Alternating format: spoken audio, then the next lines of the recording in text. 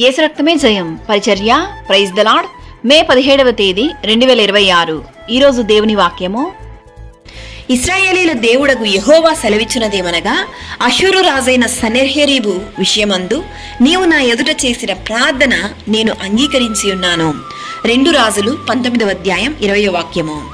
అవును క్రీస్తునందు ప్రియులారా, అషూరు రాజు యుద్ధ సమాచారంను గూర్చి హిజ్కియా యొద్దకు దూతలను పంపగా, హిజ్కియా దూతల చేతిలో నుండి ఆ ఉత్తరమును తీసుకొని చదివి యెహోవా మందిరములో ఇలా ప్రార్థించెను.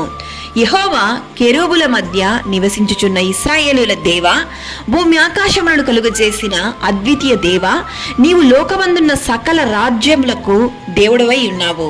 యెహోవా చెవియొగ్గి ఆలకించుము, కన్నులు తెరచి దృష్టించుము. ఈరోజు ఈ వాక్యం వింటున్న ప్రియ సహోదరి సహోదరులారా, దేవుణ్ణి ప్రార్థించేటప్పుడు మనం ఎంతో నమ్మకంగా విశ్వాసంగా దేవుని సన్నిధిలో మోకరించాలి. ప్రార్థించేటటువంటి విధానమును మనం చూడగలం. దేవుణ్ణి ఎలా అభివర్ణించనో ఇక్కడ మనం గమనించాలి. దేవుణ్ణి సృష్టికర్తగా, ప్రార్థన ఆలకించువానిగా, ఎల్లవేళలా మనులను దృష్టించువానిగా, మన ప్రార్థనను వింటున్నవానిగా, లోకంలో ఉన్న సమస్త జనులకు గొప్ప దేవునిగా అభివర్ణిస్తున్నట్టు చూస్తూ ఉన్నాం.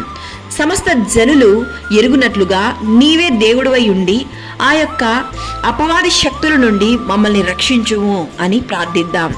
ప్రార్థనే మన ఆయుధం. మన ప్రార్థన విశ్వాసమైనదిగా ఉండాలి.